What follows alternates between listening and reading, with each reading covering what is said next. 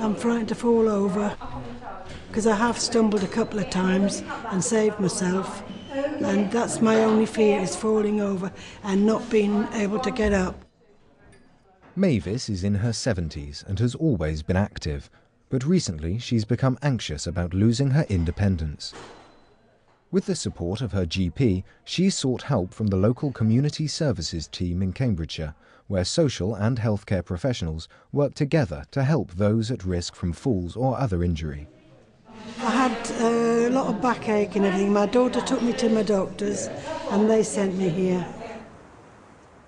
The team, based here at Doddington Community Hospital, hope they can help Mavis stay on her feet and out of hospital. They're part of the county-wide Cambridge Falls Prevention Service, an umbrella scheme which embraces similar projects at other settings across the county. Coming here has helped me. They've given me a tray that I can put my food on, so I don't have to carry it into the sitting room. I can wheel it in. And they've helped me with my bathroom, stepping into the bath and a seat to sit on when I get in there.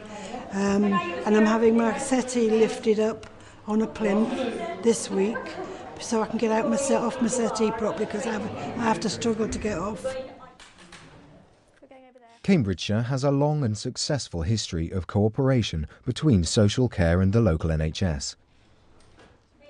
This includes a pooled budget for community rehabilitation, and the area's occupational therapy services have been fully integrated since 2003. We have on average 800 referrals for falls alone. We assess another 150 patients in the rehab and falls units, and that is the complex patients requiring a multidisciplinary approach. So we're getting through quite a large proportion of our elderly population. Early intervention is not just about falls prevention, but often looks at all aspects of a service user's life to reduce risk of injury or the need for hospital admission. The ideal is that these people can stay living independently at home. So rehabilitation is getting people back on their feet so that they can be independent, and also that we can reduce the costs of care package by encouraging people to stay at home and not go into care homes, and they can fulfil their potential. Try and take this leg past the other one when you step through. That's it. Many schemes like this one aim to identify people at risk by effective case finding. This means that people like Mavis are identified by their GP, through contact with a charity for older people, or through a pattern of hospital admissions. It was just such a stay in hospital which brought Jean to the attention of this project. I broke my hip. I smashed it up completely. It was all zigzags and everything else when I saw it. You've got the others on, yes? Good. Today she starts her programme of early intervention. Actually looks much better today, so that's good. I had a fall at home. I fell out of bed. I swear I fell out this time. Just took me off my feet. I couldn't walk or do anything. Yeah. Other schemes offer home-based intervention, such as Brent's Integrated Care Coordination Service. It provides an holistic, person-centred assessment of vulnerable older people. We're just going to go through your goal sheet. So when you came in for your assessment, each service user will work with a care coordinator to identify and implement a range of interventions depending on need. Today in Cambridgeshire, Jean's physiotherapist is reviewing what else needs to be done at home. So the first problem is that you've got difficulty transporting your food and drinks into the lounge from the kitchen. Yeah. So the goal is to be able to do that safely and on your own. Yeah. And how we're going to do that is we're going to look at getting you a kitchen trolley for home. Yeah. You can come out and have a look at how you're doing. Yeah. All right, so you're happy with that one? Yeah. Here, the Falls Intervention Programme is part of a wider community rehabilitation service, which has an annual budget of about £7.5 million. This budget is funded jointly through social services and the NHS. Evaluation has shown that the programme does significantly reduce the risk of falls, but details of actual cost savings are not available. I think it's a reasonable generalisation to say that no one wants to end up in hospital if that is avoidable. So from a service user point of view, that's a good thing. From a service point of view, it's probably also a good thing because it's going to save money. Hospital care is very expensive, And so if you can avoid that where possible by using intermediate forms of service, then that's likely to save money. Our model doesn't sit within a hospital boundary. All the staff that I have work in the community as well as in the rehab and falls unit. So their skills are flexible and can be transferred into the community setting. So this model could be set up in a sheltered housing complex, in a GP annex, in any community hall where we could have access for elderly frail people. The biggest goal is to become more independent around the house, because obviously you're having the carers 4 times a day at the moment, and they're doing most things for you, aren't they? So they might still need to come in, but you can do more for yourself. Yeah.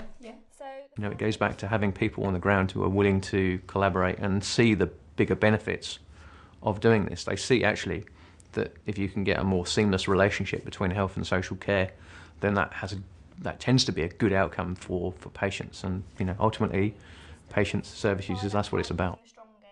Jean is at the start of a journey which will see her become physically stronger and her home environment become much safer. People fall for a variety of reasons, or they can't cope for a variety of reasons, and that could be something medical, so looking at whether they're taking their tablets properly, if they've got an illness or they've got an infection, but also things like uneven flooring at home, simple environmental factors of how they can manage to get up their stairs, how they can go out in the garden. A lot of people fall when they're putting their washing out, for instance. So it's about teaching and trying to find easier ways for those functional activities to be achieved. what I need you to do now, Jean, is just to sign on here to say that you're happy with all of those goals and what we're going to be doing, and then I'll sign it to say that we've done it together. I'm hoping to get back on my feet and do what I was doing, and that was looking after myself. That's what I'm after, because it'll send me crackers if I can't do what I want to do and go shopping and see my mates and everything, yeah. Oh, yeah. As well as looking at the home environment, service users like Jean are encouraged to take part in an exercise programme to improve their mobility. Generally, patients will attend twice a week for 6 weeks. They'll be reviewed at 3 weeks and then they'll be reviewed at the end. That will be lengthened if there is a need or they've changed their goals and they need to a little bit longer. We don't have fixed criteria and we don't have a fixed time scale either. And I think that's what makes it quite a flexible service. Okay, Brian, you can stop that now. So take your legs down. Okay. What we're going to do now... The exercise programme is divided into 3 groups to cater for varying levels of ability. You take your leg out, hold it there, and then relax back down. The high dependency group is a one-on-one, so it's one therapist or assistant to a patient. So we only have 4 or 5 patients in that group where they need constant one-on-one. Then we've got a strength and balance group, which is for higher level patients. So these are kind of patients that are mobilising with at most a stick and can cope with an hour and a half's quite intense work. Hip and stretch. Keep that foot low to the ground. Then you've got our normal standard mainstream sessions where they have varying ability really, but they've got to be able to be left to exercises because each member of staff has about 4 or 5 patients each at one time. So cognitively and physically they've got to be able to get on with supervision, get on with their exercises. Well, I couldn't move this arm when I started because I fell on that side. Now I can get it up there. Get it up there now. The prevention programme does provide home visiting if absolutely necessary, but tries to encourage service users to attend sessions in the community. It's about getting them to believe in what's achievable. The majority of the patients that come through us sit on their own all day, every day, and don't have any social contact.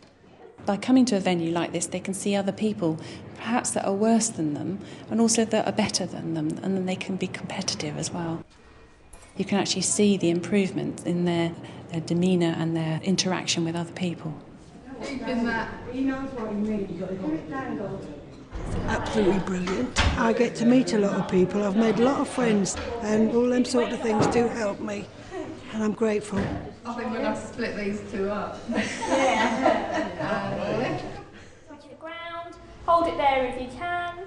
The ideal outcome really is that they achieve the goals that were set between us and more. When they achieve more than you expect them to achieve, that's brilliant really, both for our service and for them. I can push my Hoover around now, I couldn't before. I used to do it once a week, now I can do it every other day like I used to do it. And these girls here are absolutely brilliant. They always help me as much as they can, and they're lovely, and I love them to bits.